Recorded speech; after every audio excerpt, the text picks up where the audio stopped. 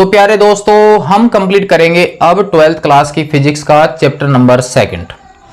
Chapter number 1 के जो video हैं उनकी प्लेलिस्ट बनी हुई है, वहां से आप उनको वॉच कर लीजिए और उनका बेसिक कंप्लीट करते हुए उनसे रिलेटेड जितने भी डेरिवेशन आप उनको कंप्लीट कीजिए। क्योंकि चैप्टर नंबर 1 जो है अगर वो आपका कंप्लीट है तो चैप्टर नंबर 2 जो है वो आपका बिल्कुल आसान हो जाएगा, क्योंकि बेसिक जानकारी आवेश से रिलेटेड जो है, विद्युत क्षेत्र से रिलेटेड जो है वो आपके चैप्टर नंबर 1 में ही है। अब चैप्टर नंबर 2 जो है वो तो आपका चैप्टर नंबर 1 से ही रिलेटेड है। चैप्टर नंबर 2 जो है वो भी आपके इलेक्ट्रोस्टैटिक्स के अंदर ही आता है, यानी स्थिर वैद्युतिकी के अंदर ही चैप्टर नंबर 2 आता है। तो चैप्टर नंबर 1 को आप बिल्कुल अच्छी तरीके से तैयार कीजिए ताकि आपको वहां का पूरा कंप्लीट नॉलेज हो और चैप्टर नंबर 2 आपका बिल्कुल आसान हो जाए। चैप्टर नंबर 2 जो है वो हमारे पास में है स्थिर वैद्युत विभव तथा धारिता। इस चैप्टर को भी 2 भागों में कंप्लीट यहां पर किया गया है। एक स्थिर वैद्युत विभव का पार्ट हमारे पास में है और एक धारिता वाला पार्ट होगा। तो हम पहले कंप्लीट करते हैं वैद्युत विभव के बारे में कि वैद्युत विभव क्या होता है और विभव से रिलेटेड कौन कौन सी राशियां होंगी, वहां पर कौन कौन से डेरिवेशन हम कंप्लीट करेंगे। वैद्युत विभव है वो होता क्या है, कौन सी राशियों से रिलेटेड होता है, सब कुछ जानेंगे वैद्युत विभव के बारे में। तो वैद्युत विभव के बारे में हम समझे उससे पहले हम यहां पर एक राशि के बारे में समझेंगे। वो है हमारे पास में स्थिर वैद्युत स्थितिज ऊर्जा, यानी किसी आवेश की स्थितिज ऊर्जा के बारे में हम यहां पर अध्ययन करेंगे, क्योंकि स्थितिज ऊर्जा के टॉपिक से ही हमारे पास वैद्युत विभव वाला टॉपिक कंप्लीट हो जाता है। तो आप यहां पर देखिए कि हमारे पास कोई एक स्रोत आवेश यानी कोई सोर्स चार्ज हमारे पास में है जो कि बिंदु O पर स्थित है। यहां पर बिंदु O के ऊपर कोई चार्ज है और उसकी वैल्यू कितनी है, Q है। अब यहां पर इस चार्ज से कुछ दूरी के ऊपर मान लीजिए कोई आवेश हमने यहां पर Q0 मान लिया है और ये Q0 जो है वो एक पॉजिटिव चार्ज ही है। यहां पर ये जो चार्ज है वो भी प्लस का है और ये जो चार्ज है वो भी आपके पॉजिटिव चार्ज है। चैप्टर नंबर 1 को आप बिल्कुल अच्छी तरीके से तैयार कर लीजिए, क्योंकि सारा नॉलेज वहीं का उठ के आएगा और इस पार्ट को आसान बनाएगा। यहां पर ये आवेश है, इसके चारों तरफ विद्युत क्षेत्र मौजूद है और विद्युत क्षेत्र 0 होता है अनंत पर। ये सब जान चुके हैं चैप्टर नंबर 1 में। ये आवेश जो है पॉजिटिव है, ये आवेश है वो पॉजिटिव है, तो ये जो आवेश है वो इस आवेश पर वैद्युत बल लगाएगा और यहां पर बल भी कौन सा लगेगा, प्रतिकर्षण बल लगेगा। तो इसका मतलब ये आवेश इसके ऊपर बल लगाएगा तो इसके ऊपर लगने वाले वैद्युत बल की डायरेक्शन होगी राइट हैंड साइड में, और वैद्युत बल को मैं दर्शा देता हूं Fe वेक्टर से। इसके कारण जो वैद्युत क्षेत्र है उसको मैं E वेक्टर से दर्शा देता हूं और इसकी डायरेक्शन भी इसी तरफ होगी, क्योंकि विद्युत क्षेत्र की डायरेक्शन उसी तरफ होती है जिस तरफ उस आवेश पर लगने वाले बल की दिशा होती है। क्लियर है प्यारे दोस्तों।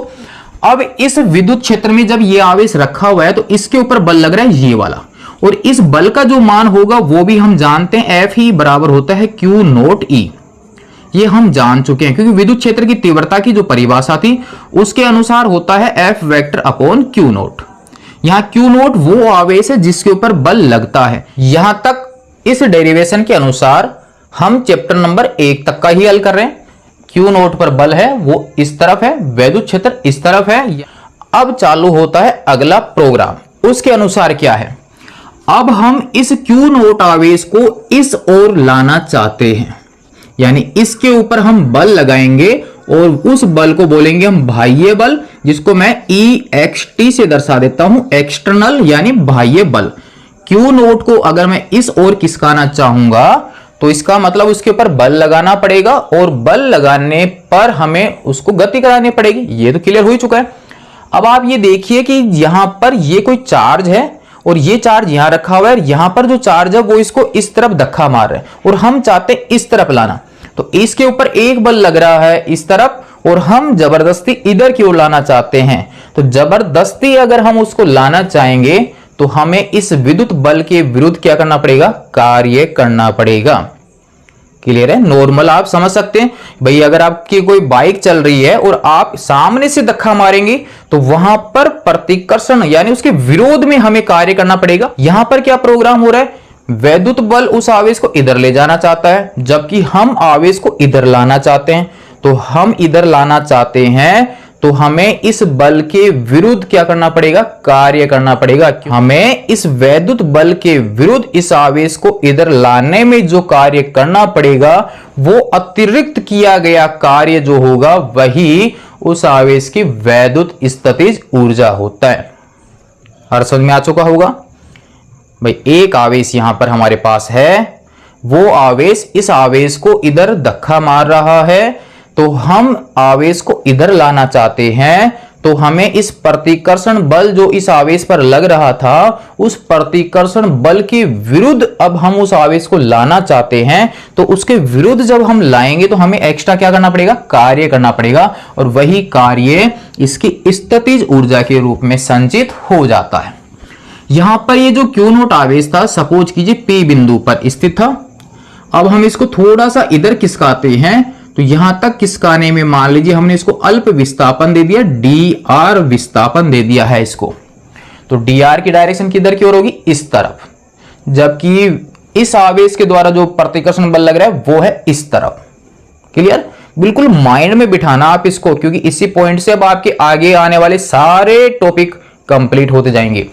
पॉइंट ये चल रहा है, अब इस क्यू नोट को जब हम इधर ला रहे थे तो अल्प विस्थापित करेंगे तो हमें थोड़ा सा एक्स्ट्रा कार्य करना पड़ेगा, और अगर आप इसको लाते हो तो अब आपको थोड़ा और ज्यादा कार्य करना पड़ेगा, और अगर इसको आगे लेके आते हो तो आपको अब और ज्यादा कार्य करना पड़ेगा उसको लाने में, क्योंकि जैसे जैसे हम इस आवेश की ओर आते जाएंगे यहां इस आवेश की वजह से जो वैद्युत बल लगेगा उसकी प्रबलता बढ़ती जाएगी, क्योंकि आवेश के नजदीक वैद्युत क्षेत्र की प्रबलता ज्यादा होती है। क्लियर है, वो तो हम जान ही चुके हैं कि E बराबर क्या होता है, KQ बाई आर स्क्वायर होता है। तो आवेश के नजदीक जब विद्युत क्षेत्र प्रबल होगा तो इस आवेश पर लगने वाले बल का मान ज्यादा होगा, तो जब यहां पर लगने वाले बल का मान यानी वैद्युत बल का मान ज्यादा होगा तो अब हमें इस आवेश को लाने में ज्यादा कार्य करना पड़ेगा, क्योंकि रुकावट सामने से बढ़ती जा रही है। तो जैसे जैसे हम आवेश के नजदीक जाएंगे हमें ज्यादा कार्य करना पड़ेगा, और जैसे ज्यादा कार्य होगा इसका मतलब स्थितिज ऊर्जा भी बढ़ती जाएगी। समझ में आ रहा होगा। तो अब यहां पर मान लीजिए ए बिंदु यहां पर ले लिया हमने एक तरह से, एक बिंदु ले लिया बी हमने यहां पर, तो फाइनल हम ए से बी तक ले जाना चाहते हैं, तो अब हमें फाइनल कितना कार्य करना पड़ेगा वो हम यहां पर कैलकुलेशन कर लेते हैं।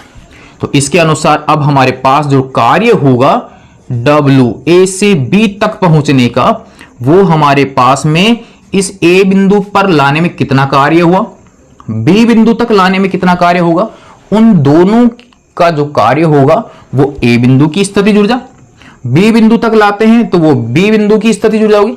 ढंग से समझना, एक बार पुनः देखिए, इस आवेश को जब हम यहां पर लाएंगे तो यहां तक लाने में कुछ कार्य होगा, वो इस बिंदु तक की स्थितिज ऊर्जा होगी, जिसको मैं UA से दर्शा देता हूं। अब इस आवेश को यहां पर नहीं थोड़ा और आगे लेके जाएंगे तो अब हमें थोड़ा और ज्यादा कार्य करना पड़ेगा, और ज्यादा कार्य करना पड़ेगा तो वो और एक्स्ट्रा जो अतिरिक्त कार्य हुआ वो इस B बिंदु की स्थितिज ऊर्जा होगी। इसका मतलब B बिंदु पर स्थितिज ऊर्जा है वो UB होगी। तो यहां A से B तक कितना कार्य होगा, तो अब आप यहां पर देखिए A बिंदु तक जब हम इस आवेश को लेकर आ रहे हैं तो जितना कार्य हो रहा है वो A बिंदु पर उस आवेश की स्थितिज ऊर्जा के बराबर है। क्लियर है, मान लीजिए इसकी वैल्यू 5 है। क्लियर है, अब इस आवेश को हम B बिंदु तक ले जा रहे हैं तो हमें इससे तो थोड़ा ज्यादा ही कार्य करना पड़ेगा, क्योंकि जब हम इस आवेश के नजदीक पहुंच रहे हैं तो यहां पर विद्युत क्षेत्र ज्यादा है, विद्युत क्षेत्र ज्यादा है तो यहां पर लगने वाले वैद्युत बल का मान ज्यादा होगा, वैद्युत बल का मान जब ज्यादा होगा हमें ज्यादा बल से इसको लाना पड़ेगा, तो यहां पर B बिंदु पर कार्य ज्यादा करना पड़ेगा। इसका मतलब B पॉइंट के ऊपर उसकी स्थितिज ऊर्जा ज्यादा होगी। सपोज कर लीजिए वो कितनी हो गई हमारे पास में 10 है। तो अब आप ये बताइए सिर्फ A से B तक जब हम जाएंगे तो कितना एक्स्ट्रा कार्य करना पड़ा, 10 - 5 ही तो करना पड़ेगा, क्योंकि A पर लाके छोड़ देंगे तो 5 वैल्यू आई, B तक ले जा रहे हैं तो वहां पर 10 आई, तो A से B तक हमें कितना करना पड़ा भाई, यहां से यहां तक आ रहे हैं उसकी कैलकुलेशन नहीं कर रहे, इससे आगे जाएंगे उसकी भी कैलकुलेशन नहीं कर रहे, हम तो A से B तक पहुंच रहे हैं तो कितना करना पड़ेगा, A तक आने में 5 हुआ, B तक आने में 10 हुआ, तो A से B तक कितना करना पड़ेगा 10 - 5, 10 - 5, तो 10 पर ऊर्जा कितनी है UB, A पर कितनी है UA, तो A से B तक जो कार्य होगा उसका मान कितना होगा, इन दोनों ऊर्जाओं का अंतर ही तो होगा, यानी 10 - 5 बराबर कितना, 5 होगा। इसका मतलब WAB जो होगा वो UB - UA के बराबर होगा, यानी उसकी स्थितिज ऊर्जा में अंतर के क्या होगा, बराबर होगा। ये होगा हमारे पास उसकी स्थितिज ऊर्जा में जो अंतर है वो A बिंदु से B बिंदु तक किसी आवेश को ले जाने में किए गए कार्य के बराबर होगा। क्लियर है, किसी आवेश को ले जाने में किए गए कार्य के बराबर। आवेश का मान कुछ भी हो सकता है, यहाँ Q नोट हमने माना है, इसका मान कुछ भी हो सकता है। कहने का मतलब यह है कि हमारे पास कोई आवेश है, उस आवेश के ऊपर बाह्य बल लगा रहे हैं, तो इस बाह्य बल के द्वारा, यहां पर यह भी ध्यान रखना, हम वही कार्य ज्ञात करना चाहते हैं जो बाह्य बल के द्वारा हो रहा है। वैद्युत बल के द्वारा हो रहा है उसको हम कैलकुलेशन नहीं कर रहे, हम कैलकुलेशन कर रहे हैं बाहर से हम कितना कार्य करेंगे उसको हम कैलकुलेशन करेंगे, यानी बाह्य बल के द्वारा कितना कार्य हो रहा है उसकी कैलकुलेशन हम यहां पर करेंगे। क्लियर है। अब आप यहां पर देखिए, कार्य का जब हम कैलकुलेशन करेंगे तो कार्य बराबर क्या होता है, बल गुणा विस्थापन। बल कौन सा यूज करेंगे, ये बाहर वाला, और ये बाहर वाला जो बल हम एक्स्ट्रा लगा रहे हैं वो कितना लगाएंगे, जितना वैद्युत बल लग रहा है उसके बराबर ही तो लगाएंगे। यानी इस बिंदु से इस बिंदु तक अगर आप जबरदस्ती ले जाना चाहोगे तो जबरदस्ती मतलब किसके विरुद्ध, जो पहले से लग रहा है उसके बराबर ही तो लगेगा। तो बाह्य बल का जो मान होगा उस वैद्युत बल के मान के क्या होना चाहिए, बराबर होना चाहिए, उससे ज्यादा नहीं होना चाहिए। क्योंकि अगर हम वैद्युत बल इसको इधर धक्का मार रहा है, हम इधर लाना चाहते हैं, तो हम उतना ही कैलकुलेशन करना चाहते हैं जितना ये रोकने का प्रयास कर रहा है। तो इसके बराबर ही होगा किसका मान, बाह्य वैद्युत बल का मान, यानी FE एक्सटर्नल जो होगा वो FE के क्या होगा, बराबर होगा। लेकिन दिशा एक दूसरे की क्या होगी, विपरीत होगी, ये आपको ध्यान रखना है। तो FEXT का अगर मैं मान निकालूं तो FE बराबर क्या होता है, Q नोट E वेक्टर होता है।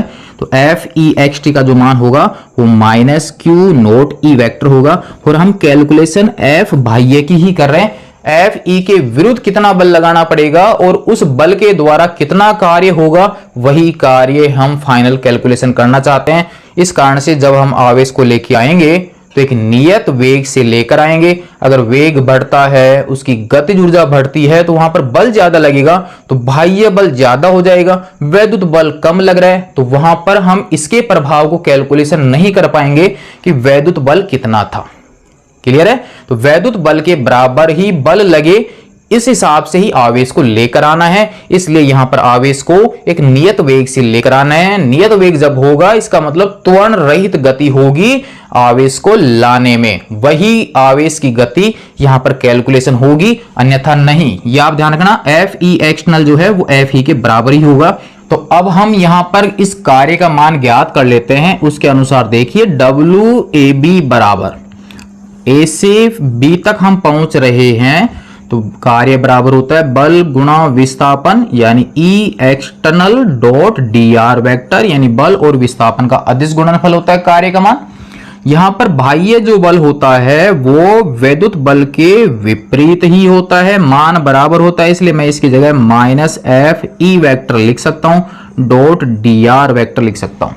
कहने का मतलब ये है कि इस FE के द्वारा इस आवेश पर जो कार्य हो रहा है, जो कि मान लीजिए WE है, FE के द्वारा होने वाला, और बाह्य के द्वारा जो कार्य हो रहा है उसको मैं WE एक्सटर्नल दर्शा सकता हूं। तो ये दोनों कार्य एक दूसरे के क्या होंगे, विपरीत होंगे। एक कार्य इधर हो रहा है, एक कार्य इधर हो रहा है, और दोनों कार्यों का जो टोटल है वो क्या होना चाहिए, शून्य होना चाहिए। दोनों कार्यों का जो टोटल है वो कितना होना चाहिए, शून्य। और शून्य कब होगा, जब दोनों बलों के मान आपस में बराबर होंगे और दिशा एक दूसरे के विपरीत होगी। तो यहां पर हो गया हमारे पास -FE vector dot DR vector, या FE वेक्टर और DR की डायरेक्शन एक दूसरे के विपरीत है, यह आपको ध्यान रखना है। FE इस साइड में और विस्थापन है इस साइड में। क्लियर है। इसलिए हमारे पास यहां पर माइनस का साइन आ चुका है, तो माइनस हम यहां पर लगा सकते हैं।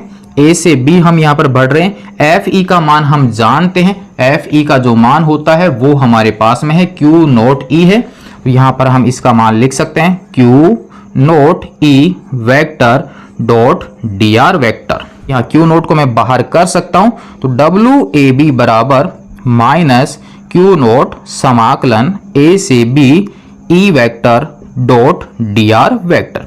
तो ये जो कार्य है यही कार्य और उसकी स्थितिज ऊर्जा में परिवर्तन के बराबर है, यानी दोनों पॉइंटों की ऊर्जाओं के अंतर के क्या है, बराबर है। तो हम इसको इस प्रकार से भी लिख सकते हैं कि you B minus U A बराबर माइनस क्यू नोट समाकलन ए से। यहां से हम इसको हटा देते हैं। यहां पर हमारे पास में है ए से B E vector dot dr vector. ये हो जाएगा हमारे पास ए से बी तक क्यू नोट आवेश को बाह्य बल के द्वारा लाने में किया गया कुल कार्य, जो कि ए और बी बिंदु के बीच की स्थितिज ऊर्जाओं के अंतर के क्या है, बराबर है। क्लियर है प्यारे दोस्तों। अब हमारे पास आप ये ध्यान दीजिए कि यहां पर ये जो भी कार्य हो रहा है वह कार्य इसके पथ पर निर्भर नहीं करता है, वह सिर्फ निर्भर करता है कि आवेश को आप कहां से लेकर जा रहे हो और कहां पर लेकर जाओगे, यानी उसकी प्रारंभिक स्थिति और अंतिम स्थिति पर निर्भर करता है। अब आप यहां पर थोड़ा ध्यान दीजिए कि यदि ए बिंदु जो है वो अनंत पर हो, ए बिंदु जो है वो कहां पर है, अनंत पर है, तो जब ये ए बिंदु अनंत पर होगा तो इसका मतलब है वो क्यू नोट आवेश अनंत पर होगा। जब Q नोट आवेश अनंत पर होगा, सपोज कीजिए यहां पर अनंत है और Q नोट यहां पर है, तो Q नोट जब अनंत पर होगा तो क्या उस Q नोट पर कोई वैद्युत बल लगेगा? क्योंकि अनंत पर वैद्युत बल लगता ही नहीं है, क्योंकि अनंत पर वैद्युत क्षेत्र की तीव्रता कितनी होती है, शून्य। वहां पर तीव्रता शून्य है, इसका मतलब लगने वाले बल का मान शून्य होगा। जब बल ही नहीं लगेगा तो इसका मतलब यह है कि उस बिंदु पर उसकी कोई भी स्थितिज ऊर्जा प्राप्त नहीं होगी। ऊर्जा तो हमें तब प्राप्त होगी जब हम उसके विरुद्ध कार्य करेंगे। विरुद्ध कार्य तब होगा जब वहां पर कोई बल लगता होगा, तो वहां पर कोई भी एक्स्ट्रा कार्य नहीं करना पड़ेगा। एक्स्ट्रा कार्य ही नहीं होगा तो इसका मतलब है कि उस बिंदु पर कोई स्थितिज ऊर्जा नहीं होगी, इसलिए अनंत पर स्थितिज ऊर्जा 0 होगी। ए को हमने अनंत पर मान लिया है, तो इस सूत्र के अनुसार अब हमारे पास क्या फॉर्मूला होगा, यू बी माइनस ए जो है वो अनंत पर है बराबर माइनस क्यू नोट। कहां से लेकर आएंगे अब इसको, अनंत से।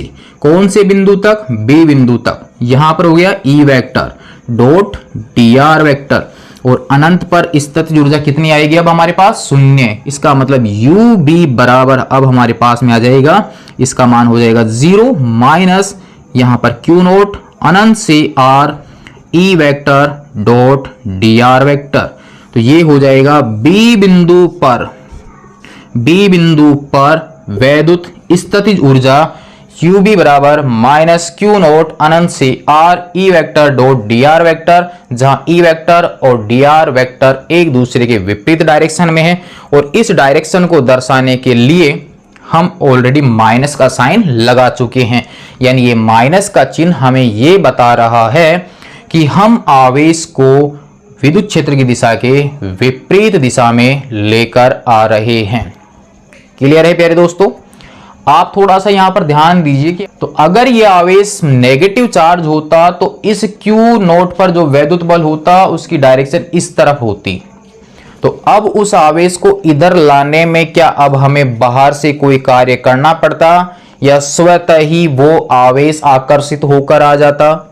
वहां पर वो आवेश स्वतः ही आकर्षित होकर आ जाता। इसका मतलब ये है कि अब हमें बाह्य बल के द्वारा कार्य नहीं करना पड़ता, बल्कि वैद्युत बल के द्वारा कार्य होता अगर ये आवेश नेगेटिव प्रकृति का होता, क्योंकि हमने क्यू नोट को तो ऑलरेडी कैसा मान रखा है, पॉजिटिव चार्ज मान रखा है। और हम कैलकुलेशन एक तरह से कर रहे हैं, कौन सी, बाह्य बल के द्वारा कितना एक्स्ट्रा कार्य करना पड़ेगा। क्लियर है प्यारे दोस्तों। यहां पर पॉइंट आप ये देखना कि हम आवेश को लेकर आ रहे हैं नॉर्मल, विद्युत क्षेत्र के बाहर से हम इसको लेकर आ रहे हैं। मान लीजिए किसी आवेश का जो विद्युत क्षेत्र है वो इस हाथ के इस साइड में ही है, इधर कोई विद्युत क्षेत्र नहीं है। अब इस आवेश को जब मैं इस विद्युत क्षेत्र तक लेकर जाऊंगा तो हमें कुछ ना कुछ तो कार्य करना पड़ ही रहा है। अगर वहां पर कोई क्षेत्र नहीं है लेकिन इसके बावजूद भी यहां से यहां तक ले जाने में कोई ना कोई कार्य हो ही रहा है। जैसे ही हम इसकी बाउंड्री से आगे जाएंगे तो अब हमें यहां से यहां तक लाने में जितना कार्य करना पड़ा था उस कार्य के अतिरिक्त कार्य करना पड़ेगा, क्योंकि अब यहां पर विरोधी बल लगना प्रारंभ हो चुका है। यहां तक कोई विरोधी बल नहीं था, जिसका मतलब नॉर्मल, हम एक नॉर्मल कार्य कर रहे थे। तो इस विरोधी बल के विरुद्ध अब हमें कितना कार्य करना पड़ता है, तो वो एक्स्ट्रा जो कार्य करना पड़ता है वही कार्य हमें यहां पर ज्ञात करना होता है। ध्यान रखना, वैसे हम किसी भी आवेश को लाते हैं तो कार्य तो करना ही पड़ता है, लेकिन विरोधी बल के विरुद्ध आप कितना कर रहे हो वो हमें ज्ञात करना है। क्लियर है? यहां से यहां तक मान लीजिए 5 जूल कार्य हो रहा था, तो अब जब विरोधी बल लगेगा तो अब 8 जूल कार्य करना पड़ रहा है, तो अतिरिक्त कितना हुआ 3, तो वो 3 वाला ही हमें कैलकुलेशन करना है। 5 तो वहां पर नॉर्मल चल ही रहा था। तो ये हो गई हमारे पास में किसी वैद्युत आवेश की स्थितिज ऊर्जा का फॉर्मूला, जो हमारे पास में है कि किया गया कार्य जो है वो उसकी स्थितिज ऊर्जा में परिवर्तन के बराबर होगा, या ये जो कार्य हो रहा था किसी आवेश को लाने में तो वो कार्य ही उसकी स्थितिज ऊर्जा के रूप में संचित हो जाता है। कार्य बराबर बल गुणा विस्थापन, बाह्य बल जो है वो वैद्युत बल के बराबर ही होना चाहिए, ज्यादा नहीं होना चाहिए। हम तो उतना ही बाह्य बल लगाना चाहते हैं जितना विरोधी बल लग रहा है, तो उस विरोधी बल के बराबर ही मात्रा का बल आपको लगाना है, उससे ज्यादा नहीं लगाना। इसलिए आवेश को एक नियत वेग से लाना है, उसकी गति ऊर्जा में परिवर्तन नहीं करना, त्वरण रहित गति करता हुआ वो आवेश आना चाहिए, क्योंकि जब ये सब कंडीशन रहेंगी तो वहां पर बाह्य बल उतना ही बना रहेगा जितना विरोधी बल लग रहा है। क्योंकि कैलकुलेशन हमें सिर्फ विरोधी बल के विरोध की ही करनी है, उससे एक्स्ट्रा ज्यादा की नहीं करनी। अगर स्पीड से भगाकर आप आवेश को लाओगे तो वहां पर बाह्य बल ऑलरेडी ज्यादा हो जाएगा, जो कि इससे तो बहुत ज्यादा हो जाएगा। तो हमें बाह्य बल का जो मान है किसके विरुद्ध लगा रहे हैं उसकी तो कैलकुलेशन ही नहीं कर पाएंगे। हम तो एक्स्ट्रा लगा चुके हैं। भाई हमारे सामने मान लीजिए 2 मेंबर खड़े हुए हैं, तो हम 2 मेंबर के विरुद्ध ही कार्य वहां पर करना चाहते हैं। अगर हम 10 के बराबर की फोर्स भेजेंगे तो वहां पर कैलकुलेशन ही नहीं कर पाएंगे कि उधर से प्रतिरोध कितना लग रहा था, उधर सामने से विरोध कितना हो रहा था।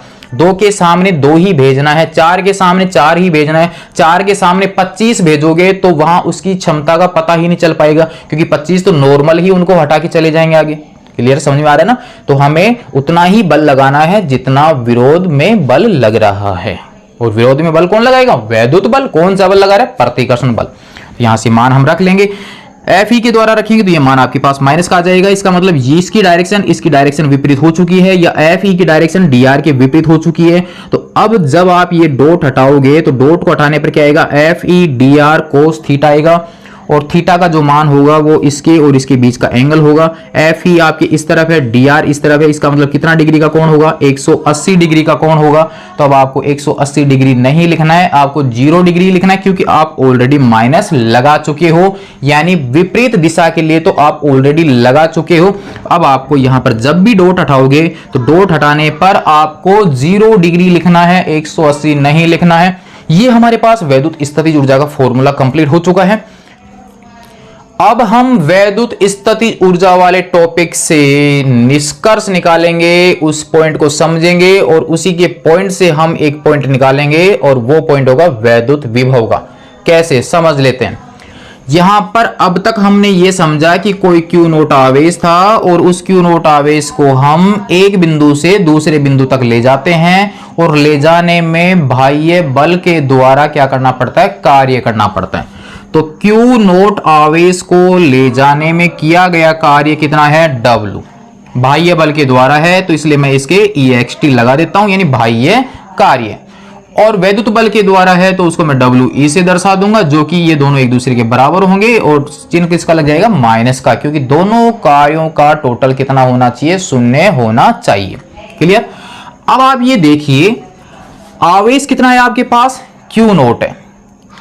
अगर लाए गए आवेश की मात्रा, यहीं पर पकड़ के रखना पॉइंट को, अगर लाए गए आवेश की मात्रा एकांक हो, आवेश की मात्रा कितनी हो? एकांक। इसको हम नॉर्मल समझते हैं कि अगर 5 पेनों का मूल्य हमारे पास 25 रुपए है, 5 पेनों का मूल्य कितना है? 25 रुपए। टोटल आवेश को लाने में किया गया कार्य कितना है, W है। सेम पॉइंट बन रहा है। तो एक पेन का कितना मूल्य होगा, तो जब एक पेन का मूल्य निकालेंगे तो दोनों साइड में हम किसका भाग देंगे, 5 का, क्योंकि इस साइड में हमें कितना बनाना है, 1। तो 1 बराबर कितना हो जाएगा, 25/5/5। तो एक पेन का कितना मूल्य हुआ, 5 रुपए हुआ। साधारण तरीके से क्लियर है। इसको भी यहीं पर लागू करके देखिए कि Q नोट आवेश को लाने में किया गया कार्य इतना है, तो आवेश की मात्रा अगर एकांक हो, यानी लाए गए आवेश की मात्रा अगर 1 हो, तो इसको आपको कितना बनाना है, 1 बनाना है। तो 1 बनाना है तो दोनों साइड में आप कितने का भाग दोगे, Q नोट का। यहां पर Q नोट से Q नोट कट जाएगा, तो हमारे पास में आवेश की मात्रा कितनी हो जाएगी, 1। तो एकांक आवेश को विद्युत क्षेत्र के विरुद्ध लाने में किया गया कार्य कितना होगा, W/Q नोट ही तो होगा, W/Q नोट होगा। क्लियर है प्यारे दोस्तों, ढंग से समझना। Q नोट आवेश को लाने में किया गया कार्य है WEXT। तो एकांक आवेश को लाने में किया गया कार्य कितना होगा, WEXT/Q नोट। जैसे 5 पेनों का मूल्य 25 है, तो एक पेन का मूल्य कितना होगा, 25/5 होगा। तो हमारे पास जब संपूर्ण आवेश को लेकर आते हैं तो किया गया कार्य उसकी स्थितिज ऊर्जा कहलाता है। क्लियर है। संपूर्ण आवेश को लाने में किया गया कार्य उसकी स्थितिज ऊर्जा कहलाता है। और एकांक आवेश को लाने में किया गया कार्य जो होगा, और एकांक आवेश को लाने में जो कार्य होगा वह कार्य विभवांतर कहलाता है।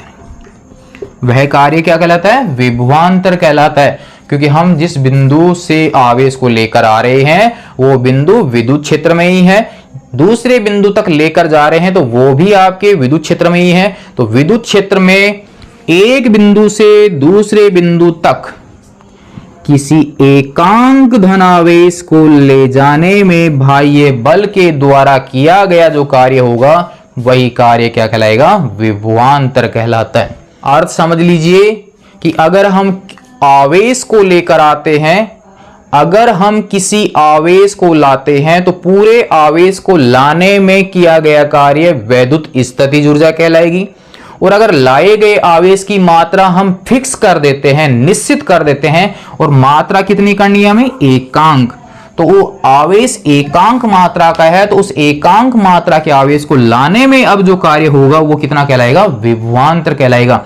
और जब किसी को भी हम एकांक करेंगे तो वो राशि कहां चली जाती है, उसके अपोन में चली जाती है। तो इसको हम एक साधारण चौकी वाले तरीके से समझे हैं कि चौकी 5 पेनों का मूल्य 25 रुपए है, तो इसलिए एक पेन का जो मूल्य होगा वो 25/5 होगा, यानी 5 होगा। सेम इसी प्रकार से हमने हल किया है कि Q नोट आवेश को लाने में किया गया कार्य W है, तो इसलिए एकांक आवेश को लाने में किया गया कार्य कितना होगा, W/Q नोट होगा। और ये W/Q नोट जो है वही क्या कहलाता है, विभवांतर कहलाता है। आप जिस बिंदु से लेकर आ रहे हो वो बिंदु भी विद्युत क्षेत्र में है, जिस बिंदु तक लेकर जा रहे हैं वो बिंदु भी विद्युत क्षेत्र में है, तो उसे हम क्या कहेंगे, विभवांतर कहेंगे। तो क्या परिभाषा निकल के आ रही है हमारे पास कि किसी एकांक धनावेश को विद्युत क्षेत्र में एक बिंदु से दूसरे बिंदु तक विद्युत क्षेत्र के विरुद्ध ले जाने में किया गया कार्य कहलाता है विभवांतर। तो हमारे पास ए से बी बिंदु तक पहुंच रहे हैं, तो हमारे पास क्या फॉर्मूला बनेगा वो देख लेते हैं अब। तो अब हम यहां पर वैद्युत विभवांतर का फाइनल फॉर्मूला स्थापित कर लेते हैं कि उसका फॉर्मूला होगा क्या। तो हमारे पास पॉइंट यहीं पर है कि प्यारे विद्यार्थियों, यहां पर हमारे पास में आवेश है Q, और हम यहां पर विद्युत क्षेत्र में ही किसी बिंदु A से Q नोट आवेश को ले रहे हैं और उसकी मात्रा 1 कूलाम है, ध्यान रखना। और इसे हम लेकर जा रहे हैं बिंदु B पर। यहां पर वैद्युत बल की डायरेक्शन इस तरफ है, वैद्युत क्षेत्र की डायरेक्शन इस तरफ है, और इसके ऊपर लगने वाले बाह्य बल की डायरेक्शन इस तरफ है। और इसे हम dr विस्थापन दे देकर आगे ले जा रहे हैं और फाइनल A से B तक पहुंचाएंगे। क्लियर यहां तक।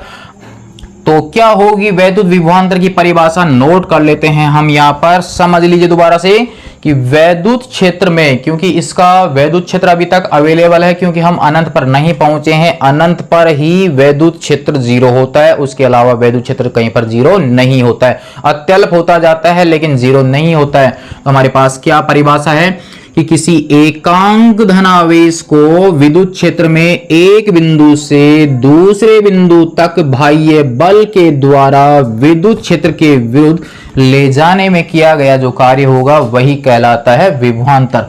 परिभाषा हम यहां पर नोट कर लेते हैं, यानी जो कार्य होगा वह कार्य ही विभवांतर के बराबर होगा। लेकिन कब वाला कार्य? जब लाए गए आवेश की मात्रा एकांक हो। अगर लाए गए आवेश की मात्रा एक नहीं है, यानी पूरा आवेश ही है जिसकी मात्रा कन्फर्म नहीं है कितनी है, तब लाने में किया गया कार्य वैद्युत स्थितिज ऊर्जा होगी। और लाए गए उस आवेश की मात्रा अगर एकांक कर दी, यानी निश्चित मात्रा कर दी हमने, और वो भी कितनी? एक, तो उस समय जो कार्य होगा वो वैद्युत विभवांतर होगा, अगर दोनों पॉइंट विद्युत क्षेत्र में है तो। यही कंडीशन अगर ये हो कि ये बिंदु ए जो है अगर वो अनंत पर है, तो अनंत पर जब रहेगा तो उस अनंत वाले बिंदु से अगर हम आवेश को लेकर आते हैं तो वो कार्य वैद्युत विभव कहलाता है। उसको समझते हैं इसके बाद में। फिलहाल हमारे पास में विभवांतर जो होगा तो VB और VA, ये जो मान होगा, यानी A से B बिंदु तक का हम कैलकुलेशन करना चाहते हैं, तो वो हमारे पास में है WEXT अपॉन में Q0। जब हम एकांक मान रहे, तो जब भी आप किसी राशि को एकांक मानते हैं, तो इससे पहले परिभाषाएं हम हल कर चुके हैं। एकांक मानने वाली राशि हमेशा कहां चली जाती है? अपोन में, क्योंकि एकांक जब भी हम, यानी एक की वैल्यू जब भी हम ज्ञात करना चाहते हैं तो वहां पर हमें हमेशा भाग देना पड़ता है। नॉर्मल आप कुछ भी यूज कर लीजिए भाई, 10 पेन है वो 100 रुपीज के हैं, तो एक पेन कितने का होगा? 100/10 ही तो होगा।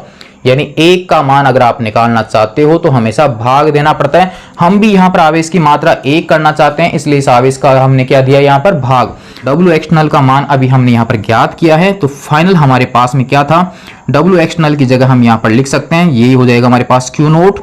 हम कहाँ से कहाँ तक आ रहे हैं? A से B तक आ रहे हैं। यहाँ पर हो जाएगा F vector EXT dot DR vector. ये बाह्य बल जो है वो किसके बराबर है? उस वैद्युत बल के बराबर है। दिशा इसकी विपरीत है, इसलिए मैं यहाँ पर साइन लगा देता हूँ माइनस का। A से B आएगा, यहाँ पर FE आ जाएगा, डॉट DR वेक्टर आ जाएगा। तो यहाँ पर हमारे पास में माइनस, साथ में चल रहा है Q0, यहाँ पर साथ में चल रहा है हमारे पास में Q0, तो -1/Q0 समाकलन A से B। FE का फॉर्मूला हम जानते हैं, Q0 E वेक्टर, डॉट में क्या आ जाएगा? DR vector. Q0 से ये Q0 कैंसिल हो जाएगा, तो हमारे पास अब बच जाएगा माइनस समाकलन A से B E vector dot DR vector. तो ये हो जाएगा फाइनली हमारे पास में दोनों बिंदुओं के बीच का विभवांतर VB माइनस VA बराबर समाकलन -A to B E vector dot DR vector. तो ये है हमारे पास विभवांतर का फाइनल फॉर्मूला। क्लियर है प्यारे दोस्तों? ये हमारे पास कंप्लीट हो जाता है। आप यहां पर चाहें तो इनके मात्रक वगैरह यूज कर सकते हैं। इसका जो मात्रक होगा वो हमारे पास देखिए क्या होगा, यहां पर W है और W का मात्रक हो जाएगा जूल। यहां पर आवेश है और आवेश का मात्रक क्या हो जाएगा? कूलाम। तो विभवांतर का मात्रक हो जाएगा जूल प्रति कूलाम, और जूल प्रति कूलाम जो है वो कंबाइंड रूप से किसके बराबर होता है? वोल्ट के बराबर। तो विभवांतर का SI मात्रक क्या होगा? वोल्ट होगा। तो फिलहाल आपके पास में विभवांतर की परिभाषा है, ये नोट कर लीजिए आप इसको यहां तक, फिर इसके आगे कुछ और समझते हैं, नोट कर लीजिए इसको आप यहां तक। इसके अनुसार हमने जो इसका मात्रक ज्ञात किया है वो मात्रक यहां से हमने निकाला, जूल प्रति कूलाम हमने निकाला है, जूल प्रति कूलाम, इसको J से डिनोट कर दिया, इसको C से रिप्रेजेंट कर दिया, और इसका जो मात्रक है वो फाइनल हमारे पास में आ जाता है वोल्ट, और उसको दर्शाया जाता है किससे? V से।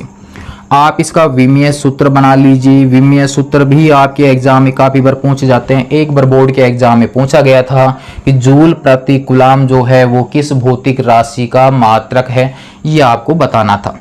मात्रक आपके पास में है और आपके पास में विमीय सूत्र बनाएंगे। तो W का विमीय सूत्र हम जानते हैं, कार्य का विमीय सूत्र होता है M1L2T-2। 11th क्लास में काफी अच्छे तरीके से आपने हल किया है। और आवेश का जो विमीय सूत्र होता है वो चैप्टर नंबर 1 में हमने हल किया है। A1 और T1 यानी धारा और समय, उसका गुणनफल आवेश के बराबर होता है। दोनों राशियों को ले जाइए आप ऊपर, तो कंप्लीट हमारे पास में आ जाता है M1 L2 T-2, यहाँ से हमारे पास में आ जाता है T-1 A-1, कंप्लीट कर लीजिए तो हमारे पास में आ जाएगा M1 L2 T-3 A-1। ये हमारे पास में आ जाता है विभवांतर का विमीय सूत्र कंप्लीट। हमारे पास यहाँ विभवांतर जो है वो कार्य और आवेश से रिलेटेड है, और ये दोनों ही राशियां आपकी अदिश राशि हैं, और अदिश राशियों से मिलकर नई राशि बन रही है, वो तो इसका मतलब अदिश ही होगा। इसका मतलब विभवांतर जो है वो किस प्रकार की राशि है, एक अदिश राशि है। यहाँ पर डायरेक्ट हमने इसका मात्रक वोल्ट यूज किया है, तो हम यहाँ पर ये भी देखेंगे कि 1 वोल्ट रियल में होता क्या है, क्योंकि जब भी हम भौतिक राशियों का मापन करते हैं तो वहां पर मापन करने के लिए हमारे पास एक निश्चित मान होता है जिससे हम उसका मात्रक कहते हैं, और वो उस निश्चित मान की वैल्यू कितनी होती है 1। तो हम यहां पर 1 वोल्ट की परिभाषा भी देखेंगे कि 1 वोल्ट होता कितना है। फिलहाल आप इसको यहां तक नोट कीजिए, और इसके बाद हम समझेंगे वैद्युत विभव की परिभाषा, और उनके बाद समझेंगे 1 वोल्ट की परिभाषा। नोट कर लीजिए आप इसको यहां तक। अब समझ लेते हैं हम वैद्युत विभव की परिभाषा। हमारा जो टॉपिक है वैद्युत विभव, काफी समय के बाद अब हमारे पास इसका निष्कर्ष निकल के आएगा, लेकिन अब हम इसको बिल्कुल परफेक्ट तरीके से समझेंगे कि वैद्युत विभव होता क्या है। वैद्युत विभव, वैद्युत विभव, फोकस कीजिए आप यहां पर। आप यहां पर इस एकांक धनावेश को, यानी जिस परीक्षण आवेश को ए बिंदु से बी बिंदु तक लेके गए थे, और दोनों बिंदु जो थे वो विद्युत क्षेत्र में ही थे, तो ए से बी बिंदु तक ले जाने में जो कार्य आपको करना पड़ा वो कहलाएगा उसका विद्युत विभवांतर। अगर ये बिंदु ए जो है वो अनंत पर होता, अगर ये बिंदु जो है वो अनंत पर होता, तो हम इस एकांक धनावेश को कहां से लेकर जाते, अनंत से लेकर जाते। कहां से लेकर जाते, अनंत से लेकर जाते। तो जब हम इसको अनंत पर रखेंगे तो वही तरीका है, अनंत पर जब वो आवेश वहां रखा हुआ होगा, चाहे वो एकांक वैल्यू का हो चाहे ज्यादा वैल्यू का हो, तो उस आवेश पर क्या कोई वैद्युत बल लगेगा? अनंत पर विद्युत क्षेत्र की तीव्रता ही नहीं होगी, तो वहां कोई वैद्युत बल ही नहीं लगेगा। अब यदि इस एकांक धनावेश को अनंत से इस बिंदु बी तक हम लेकर आते हैं, तो अनंत से इस बिंदु बी तक लाने में अब जो कार्य होगा वही कार्य वैद्युत विभव कहलाता है। सीधा सा अर्थ यह है कि अगर विद्युत क्षेत्र में ही एक बिंदु से दूसरे बिंदु तक ले जाते हैं एकांक धनावेश को, तब तो कार्य कहलाता है विभवांतर। और अगर उस एकांक धनावेश को आप विद्युत क्षेत्र में से नहीं लेकर जाते हैं बल्कि अनंत से लेकर आते हैं, तो अनंत से लाने में जो कार्य होगा वो कहलाएगा वैद्युत विभव। तो हमारे पास इसकी परिभाषा ये हो जाएगी, विभवांतर में बिंदु विद्युत क्षेत्र में ही होता है, और जहां ले जाना होता है वो बिंदु भी विद्युत क्षेत्र में ही होता है। विभव में पॉइंट क्या चेंज हुआ कि जहां से इस एकांक धनावेश को हम लेकर आ रहे थे वो विद्युत क्षेत्र में नहीं था, बल्कि वो कहां पर था, अनंत पर। तो अनंत पर जब है तो इसका मतलब अनंत पर तो कोई कार्य नहीं होगा। जब कोई कार्य नहीं होगा तो इसका मतलब उस बिंदु पर तो विभव नहीं होगा, विभव होगा जिस बिंदु पर पहुंचेगा वहां पर। इसके अनुसार ये फॉर्मूला ऐसा बन जाएगा प्यारे विद्यार्थियों, यहां पर हमारे पास में हो जाएगा वी बी माइनस वी अनंत हो जाएगा, और यहां पर हमारे पास में आ जाएगा समाकलन, कहां से लेकर आ रहे हैं, अनंत से, कौन से बिंदु तक, बी तक, और हमारे पास में आ जाएगा ई vector dot D R vector. यानी ये सब कुछ सेम ही रहेगा, बस पॉइंट आपका चेंज हो जाएगा। ए बिंदु की अपेक्षा अब आवेश को कहां से लेकर आएंगे, हम अनंत से लेकर आएंगे, और आवेश की मात्रा कितनी होगी, एकांक होगी। तो हमारे पास अनंत पर अब जो विभव होगा वो कितना होगा, शून्य होगा। इसका मान जब 0 होगा तो इसका मतलब है वी बी बराबर माइनस अनंत से बी बिंदु पर, और बी बिंदु को अगर आप इससे दूरी दिखा देते हो आर पर है तो आपके यहां आर आ जाएगा, और ये हो जाएगा ई vector dot D R vector. तो ये हो जाएगा हमारे पास फाइनल वैद्युत विभव का फॉर्मूला। वैद्युत विभव का मात्रक भी वोल्ट ही होगा, जूल प्रति कूलम होगा। विमीय सूत्र जो है वो M1 L2 T-3 A-1 ही होगा, अदिश राशि ही होगी। बस इसमें चेंज क्या है प्यारे दोस्तों, किसी आवेश को अगर हम लेकर आते हैं, चाहे आप अनंत से लेकर आइए चाहे विद्युत क्षेत्र के एक बिंदु से दूसरे बिंदु तक लेकर आइए, वो तो कहलाता है स्थितिज ऊर्जा। आवेश की मात्रा एकांक है, और अगर आप विद्युत क्षेत्र से विद्युत क्षेत्र में ले जाते हो वो कहलाता है विभवांतर। अगर आप अनंत से लेकर आ रहे हो तो वो क्या कहलाता है, आपके विभव। सब में कंडीशन यही है कि वेग में परिवर्तन नहीं होना चाहिए उस आवेश को लाने में, क्योंकि वेग में परिवर्तन करने पर बाह्य बल का मान चेंज होगा, और बाह्य बल को हम नहीं बदलेंगे, हम बाह्य बल उतना ही रखेंगे जितना कि वैद्युत बल लग रहा है, उसके बराबर तक का वेग बना रहना चाहिए, उससे ज्यादा नहीं होना चाहिए। ये हो गया हमारे पास वैद्युत विभव की परिभाषा कि किसी एकांक धनावेश को अनंत से विद्युत क्षेत्र के किसी बिंदु तक बाह्य विद्युत क्षेत्र के विरुद्ध ले जाने में किया गया कार्य ही कहलाता है विद्युत विभव। परिभाषा आपके सामने है, नोट कर लीजिए। फिर देखेंगे हम 1 वोल्ट की परिभाषा, फिर आपके पास हम वैद्युत विभव, वैद्युत विभवांतर और हमारे पास वैद्युत स्थितिज ऊर्जा का टॉपिक हो जाता है कंप्लीट। नोट कर लीजिए इसको आप यहां तक। फिर देखते हैं हम वैद्युत विभव का मात्रक 1 वोल्ट की परिभाषा। तो आज की क्लास में हम 3 टॉपिकों के बारे में डिस्कस कर चुके हैं, वैद्युत स्थितिज ऊर्जा, वैद्युत विभवांतर, वैद्युत विभव। और कुछ हमने ये जाना कि अनंत पर स्थितिज ऊर्जा 0 होती है, अनंत पर वैद्युत विभव का मान 0 होता है। और एक पॉइंट और ध्यान रखना प्यारे दोस्तों, पृथ्वी का वैद्युत विभव भी शून्य माना जाता है। अब आप ये देखिए 1 वोल्ट की परिभाषा के लिए मात्रा क्या था, जूल प्रति कूलम्ब बराबर क्या था, 1 वोल्ट। ये हमारे पास में था। जब भी आप किसी मात्रक की डेफिनेशन देते हैं तो सबकी वैल्यू 1 कर लीजिए, ये आपको बताया हुआ है। इसको 1 कर लीजिए, इसको 1 कर लीजिए, इसको 1 कर लीजिए। 1 करने के बाद प्रोसेस को ध्यान में रखिए और प्रोसेस को बोलते जाइए। जहां पर राशि आती है उस राशि की जगह उसकी यूनिट 1 यूज कर लीजिए तो आपकी परिभाषा कंप्लीट हो जाती है। हमारे पास यहां पर प्रोसेस क्या था कि किसी आवेश को लेते हैं, आवेश को हम लाते हैं, लाने में क्या करना पड़ता है, कार्य करना पड़ता है, और वहां पर जो राशि प्राप्त होती है वो क्या होती है, विभव और विभवांतर। तो आप यहां पर कितना आवेश लाना चाहेंगे, 1 कूलम्ब आवेश लाने में कितना कार्य होगा, 1 जूल। तो वहां पर जो विभव और विभवांतर होगा उसका मान कितना होगा, 1 वोल्ट होगा। अगर आप विभव के अनुसार परिभाषा देते हैं तो हमारे पास क्या होगा, तो अब हमारे पास आवेश की मात्रा कितनी लेंगे हम, 1 कूलम्ब। तो आप यहां पर यूज कर लीजिए कि यदि 1 कूलम्ब आवेश को अनंत से लाने में किया गया कार्य 1 जूल है, तब विभव का मान 1 वोल्ट होता है।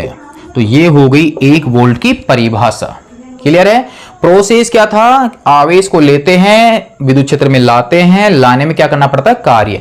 कितने आवेश को लेकर आ रहे हो आप, 1 कूलम्ब आवेश को। 1 कूलम्ब आवेश को आप लाते हो तो 1 कूलम्ब आवेश को अनंत से लाने में किया गया कार्य 1 जूल है, तो विभव का मान कितना होगा, 1 वोल्ट। अगर आप अनंत से नहीं लेकर आ रहे हो तो क्या परिभाषा होगी, यदि 1 कूलम्ब आवेश को आप विद्युत क्षेत्र के एक बिंदु से दूसरे बिंदु तक लाने में किया गया कार्य अगर 1 जूल है तो वहां पर विभवांतर का जो मान होगा वो कितना होगा, 1 वोल्ट होगा। ये हो गया हमारे पास 1 वोल्ट की परिभाषा। आप विभवांतर के अनुसार भी दे सकते हैं और विभव के अनुसार भी दे सकते हैं। अगर विभवांतर के अनुसार देना चाहते हो तो विद्युत क्षेत्र में ही एक बिंदु से दूसरे बिंदु तक आवेश को पहुंचाना है, और अगर विभव के अनुसार परिभाषा देते हैं तो वहां पर आवेश को अनंत से बिंदु तक पहुंचाना है, बस यही अंतर है।